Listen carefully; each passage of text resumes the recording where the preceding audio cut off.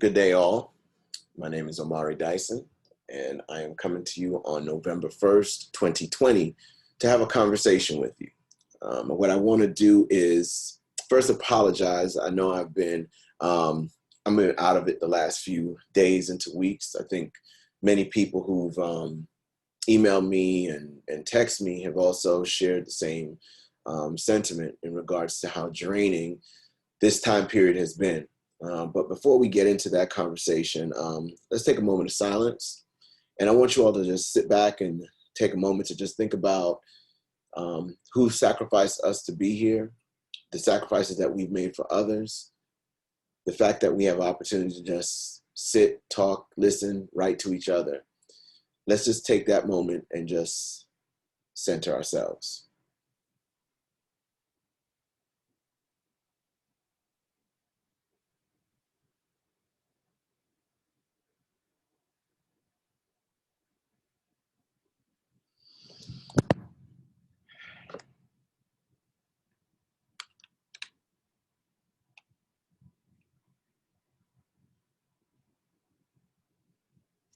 All right. So I actually did a video on Thursday, but I felt like it was incomplete, and I was going to post it, but I didn't feel comfortable with it because I still felt like there was too much uncertainty, and I wouldn't say I was ranting, but it was just a little bit of a frustration of a post that was sent and that I saw, and specifically it was dealing with it's a couple pieces that I've done already, but it falls in line with when the dominoes fall, and I felt like I feel like we're reliving a movie, specifically V for Vendetta, three movies actually: V for Vendetta, 1984, and Wag the Dog. And from what I've seen over the last 8 months, and actually longer, but specifically the last 8 months has been, it just feels like it's so surreal to just think that one day everything was quote unquote great, and then all of a sudden everything went to, let's see the appropriate word, to the bottom. So, and I just have been just trying to wrap my mind around all of these different factors and trying to understand how it all plays out. And I think I found the answer, and I have to go back to the root, and I've strayed away from that. And I do apologize to you all for that, because I don't normally do this, and I strayed away from it, and I want to get back to that. What I'm going to do today is have a conversation with you, and what I want to talk about is, and it just hit me this morning. I've been talking about this for months. I've been sharing it with a couple friends of mine, and I just find things to be very interesting. Numbers to be very interesting, and what they mean for us today, yesterday, and also for tomorrow. As you know, I have dabbled with the stock market for numerous years, and more so looking at the stock market and the technical aspect of the stock market as a storyteller. And for those of you all that know me and have spoken to me, you know I love stories. So I'm going to talk to you, or I should say I want to tell a story to you. And hopefully you'll take some time to listen to this story.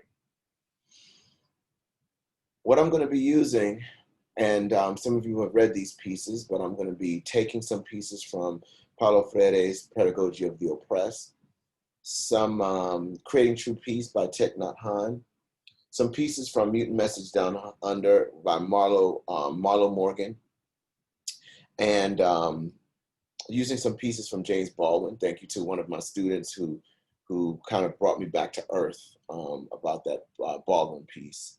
The Black Panther Party, and also some pieces from Malcolm X and Martin Luther King. Johan Galtung is going to be in here, and yeah, and some Louis Althusser. So you all know, have an idea of where I'm coming from when I'm going to tell this story to you. All right. I'm going to name this The title of this is going to be called It Makes Sense. So I want to define power and talk about power for a little bit. Power, from Max Weber, sociologist, says that power is the ability, or excuse me, is the capacity to move in a line of action despite resistance or interference from others. All right? Weber says that power is the capacity to move in a line of resistance despite resistance or interference from others. It's also the ability to allow others and get others to fall in line with that ideology. Huey Newton defined power as the ability to define phenomena and make it act in a desired manner. Again, Newton said, power is the ability to define phenomena and make it act in a desired manner. What does this have to do with the situation that we're involved in? What we're seeing is a reality check in regards to this global pandemic. Across the globe, Europe specifically, have closed their doors because this pandemic has reached epic proportions. In the US, we've seen spikes in this pandemic where people have been affected by this, whether they've shown asymptomatic or actually showing actual symptoms and actually going to the extreme of death. We've been pushed and forced to live in our homes, wearing masks, etc., because we're afraid of the uncertainty. We don't know what can happen. But it's better safe than sorry in many cases. But our life has transformed based on this situation. In recent months, we've seen many people lose their jobs from a situation that was supposed to be the greatest of all. But how is it that people are losing their jobs and sitting here waiting, wondering whether or not a stimulus check is going to come in?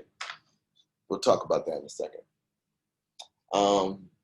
In addition to the fact you see countless businesses that are going bankrupt, maybe because they failed to, I guess, shift their paradigms to the changing dynamics of a digital world, or as we call the digital revolution. And this has finally hit home. So now we're faced with reality. We're faced with the reality that we are about to change. And are we ready for that change? Now, for you all that are readers of The Cave, you realize that you can't just tell somebody to change, because if you do say that, they'll kill you. All right? Attack you. Now, change is a process. And I gave this example last night.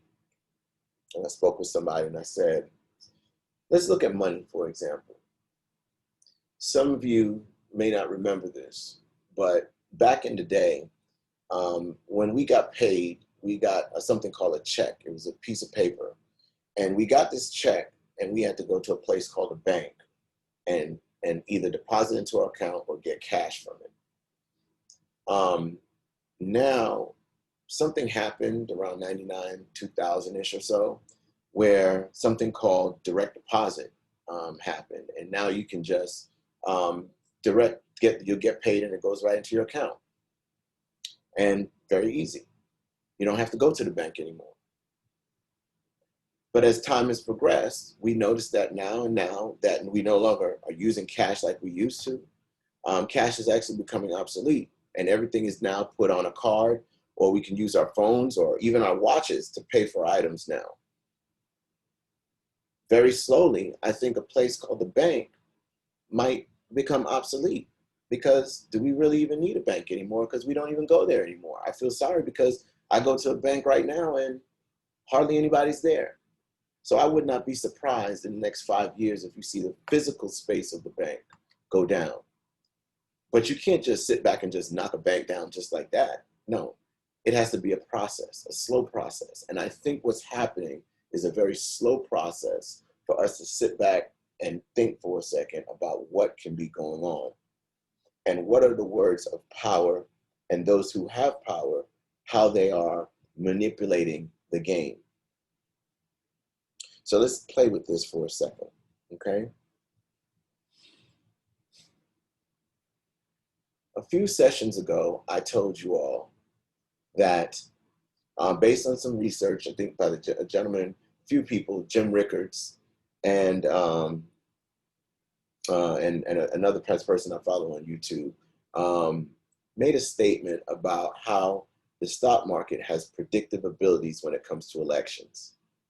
And I told you all in the previous session that we're about to embark on history.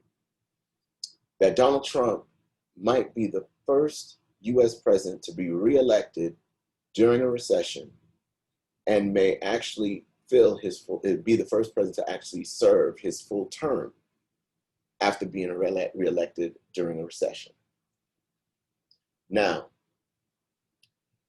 the S&P, as the major indicator, said that the S&P had an 87% probability of 87% chance of predicting who that president would be, based on how the stock market performs from July 31st, 2020 to October 30th, 2020. If the S&P 500 index is above 3,271.12, which was the close in July, if it's above that amount, the win goes to the sitting president. If it's below that number, the incoming, or the Democrat, in this case Joe Biden, will become the president. On Friday, I watched this market move. The market closed at 3,269.96. That is 0.03% below the amount. Now, for those of you all that took elementary mathematics, you know that 3271.12 is greater than 32969.96. Therefore, Biden should be elected president on this Tuesday/Wednesday. However, something is very interesting. I told a friend 2 weeks ago, I said, I bet you, what if they, whoever they are, I bet you that they will push this stock market and let it close directly at that point of 3271.12. And they almost did at the last minute. They almost closed it, and they pushed it down to 69.96. Why is that important? I don't believe in chance. I believe in power. I was born on June 9th, 1979. 6'9". Now, let's get the sexual aspect out of our heads, just in case if you went there. But 6'9", there's something about that the market closed directly at that point is not by chance. 6'9", if you look at it, whether you look at it from an Asian perspective in the aspect of the yin and the yang, or if you look at it from just the aspect of balance, not necessarily about good or evil, but the aspect of balance, that number and that close is an indicator of balance, that something is going to happen that's going to balance the system out. That maybe we've been out of balance, and I think we've been out of balance for the last X amount of months and maybe years, and I wouldn't say maybe years. We've been out of balance, spiritually, emotionally, physically, politically, socially, culturally imbalanced. Look at the world. Look at what has happened in the world when we think about individuals that can be, walking on the streets, and they can be persecuted just for who they are. People who are being outed, because of their own sexual identity and attacked because of that. All right. Where we cannot be fully human. All right. Let's go to Paulo Freire's work of what it means to be a human being. All right. To be who we are is to be fully us, to be able to think, to feel, to touch, to love, to do whatever we need to do without being persecuted by another person, which is an act of oppression. When anytime another person hinders you from being who you truly are, that's an act of violence. And we see it on so many different levels, from the structural, the cultural, the direct, whatever way you want to look at violence. Violence is violence, all right? We can put any kind of lipstick on violence. It doesn't make a difference. There are people who are hurting. And because of this, we are out of balance. And now I think that maybe there's going to be a spiritual turn. Maybe this battle that we're going to see on November 3rd is going to be something that is going to create some form of balance for the system. And that's what we need to just hold on to. What does 69.96 mean? It's the way it goes. It's the way it turns. If we think of the pandemic and say, well, this thing has destroyed many people's lives. Nature doesn't work like that. Nature always finds a way. Nature always finds a way to find its balance. It may take some time, but it's going to find a way. And we'll just wait for that. I want to be able to say that how do you say to somebody that everything is going to be okay? Hope. It's a very difficult way to be able to communicate and express yourself to another person. When I talk to some people, when I go shopping, I say, we'll get through this together. And I'm wondering, am I embellishing on words here? Or are we really going to get to do this together? And I do believe that if we all do our parts, not doing anything to risk our life or the life of another person, but if we all do our parts to help another person, to lift another person, I think that we'll be able to find that balance. Last week I saw a piece by Dave Chappelle. He was being interviewed by David Letterman. It's a great piece on Netflix, and I'm not trying to endorse. I don't own any shares of Netflix, but I'm just saying that knowledge is everywhere. Knowledge is all around us, and we have to expose ourselves to different forms of knowledge. And in that piece, there was a conversation about the pandemic and how it was affecting people. And Dave Chappelle, he's expressing where he lives in Ohio, and he made this statement about community, a very small community where the people know each other. They love each other. They support each other.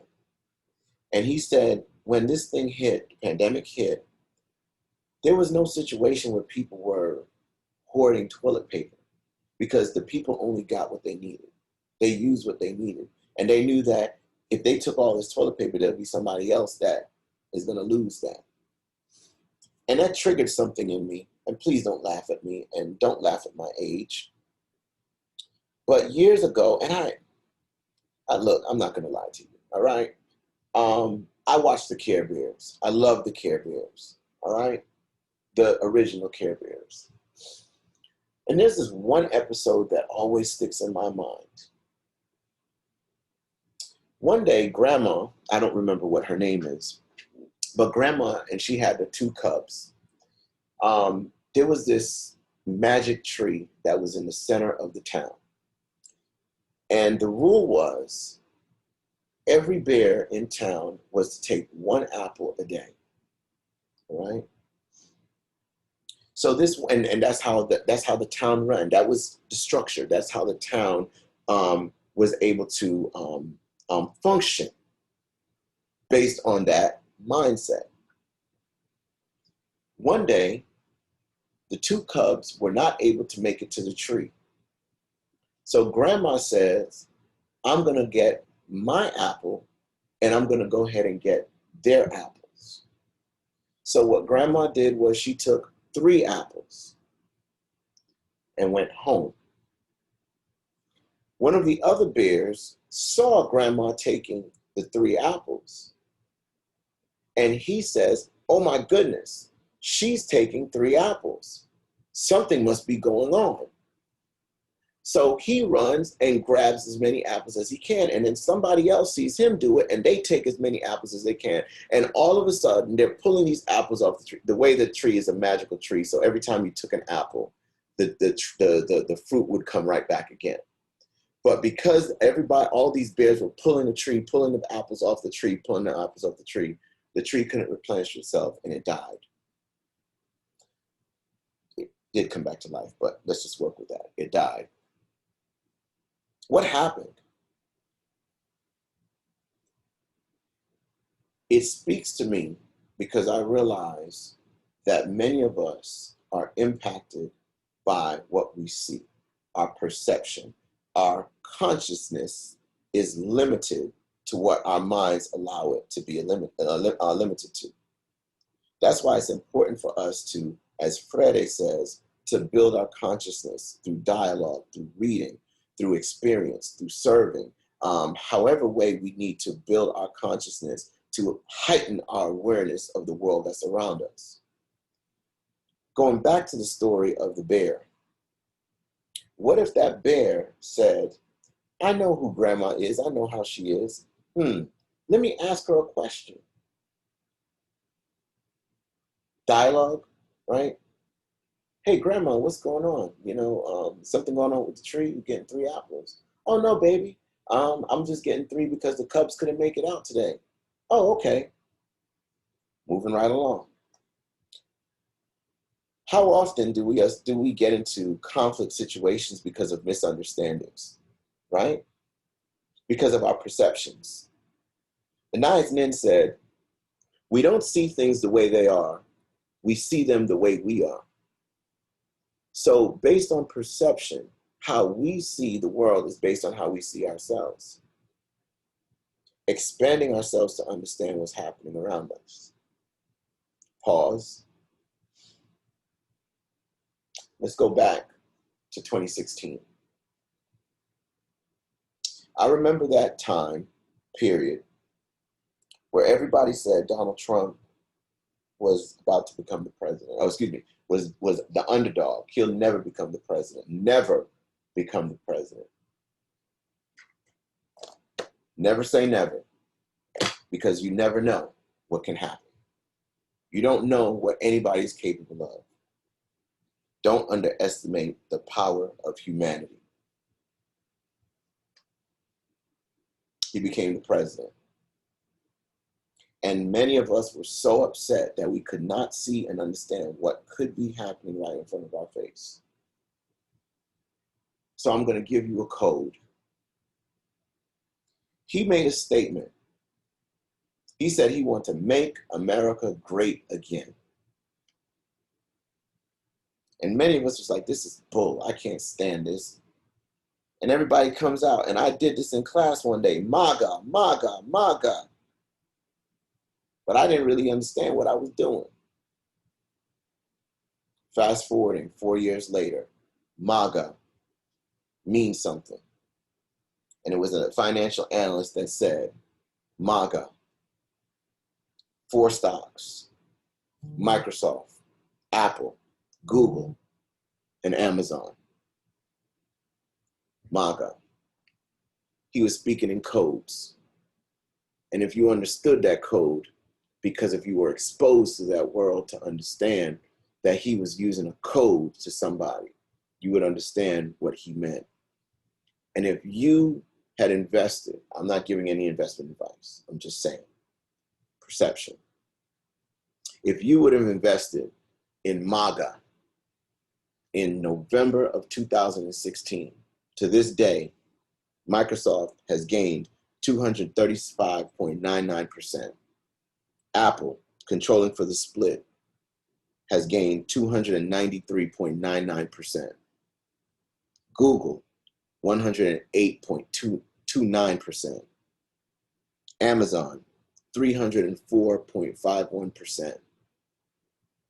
If you took advantage of MAGA. So as we approach this new day, 11-3,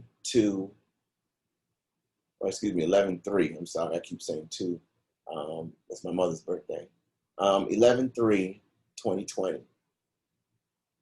What's the code? What's the message?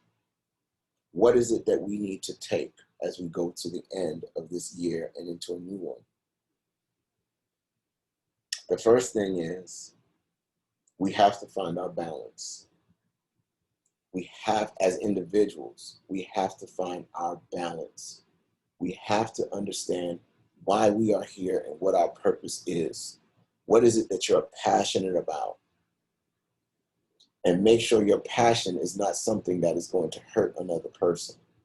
Because the change is going to have to begin with us, within our hearts, within our minds, within our spirits. We have to be the ones to touch the lives of other people, to build the lives of other people, to build our communities for the better, and not get caught up in the madness. Because what we're about to experience, maybe it's going to be a dud, because sometimes people like to do that. Oh yeah, it's going to be this. Buy your guns. Stuff is going to get real. It's going to get real. Maybe it's all a dud. But I don't want you all caught in the madness. But if madness comes to you, protect your families, protect yourself. I'm not a fool. But do not go out and behave in a mad way to hurt another person. Go back to what Martin Luther King said about power. And King made a statement, and where do we go from here? That you cannot separate power from love. The two need to be one together, power and love. I put that in some of my my statements and my philosophy of teaching, of keeping power and love together. Love being the ability to put the well-being of other above self. Power, the ability to define phenomena, make it act in a desired way, put them together. That if we love another person, we'll be able to do whatever we need to do to sacrifice to build that person's humanity. Now, he said that when you compromise one for the other, you compromise love for the sake of power, then it becomes reckless and abusive. And if you sacrifice and eliminate power in the sake of love, it becomes anemic and sentimental. So I ask you guys, when you look at people, work your best to power love. And understand that what we have to do now is begin to decode these messages that are here. When we see people on the streets that are being hurt, it's one thing, and I don't want you, I know fear can hold us back. I know the bystander effect is real. And in some cases, this notion of the holding the camera effect is real, okay? Understand that as you hold the camera, I know that just as important that we're capturing this image of maybe somebody being dehumanized right in front of our face. But understand that as you hold that camera, and by no means that I'm telling you to act in this way, but just know that holding that camera, that other person is still being dehumanized. So what are we going to do? Are we going to sit back and watch as the dehumanization of people, regardless of race, class, gender, sexual orientation, age, ability, it doesn't matter? Are we going to sit back and watch as these people get destroyed? Or are we going to put the camera down and act in a way that's going to help us and help another person become fully human? I beg you all to please be safe during this time. I wish you the best. I will remain here for you all if you need me, and be supportive of you and your dreams and your passions. Stay strong, stay willing, and we will make it through this together. with love.